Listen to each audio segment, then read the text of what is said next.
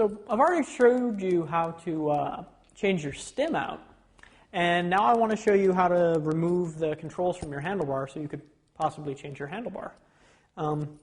Most mountain bikes now come with what we call lock-on style grips, which are bolted on. This particular model is from a company called Fun.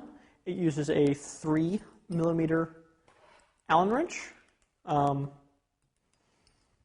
The more common ODI lock-on grips use a 2.5mm Allen wrench, which is pretty small.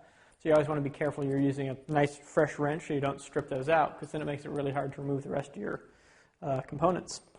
So in the case of this specific bike, I am going to use a Phillips head screwdriver to remove this bar end plug. Bar end plugs are nice because they keep dirt out of the end of your handlebars, and also keep you from getting, nice core section taken out of your abdomen by the end of the bar, which is never pleasant. So it's pretty simple. I'm just going to loosen up this one clamp and then loosen up the other one, and then my grip will slide right off. If I had a more traditional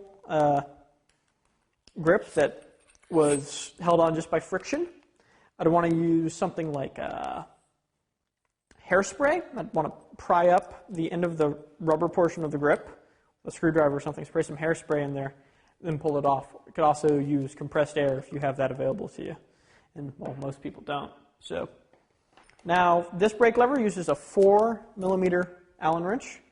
Just going to move these to the left. 4mm wrenches are a pretty common size for this. Sometimes you need a 5. And slide that off. And then we are going to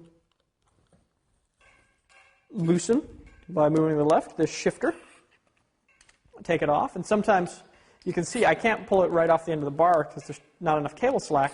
So what I can do is I can turn the handlebar towards where the cable stop is to get more slack, to make it easier to take it off.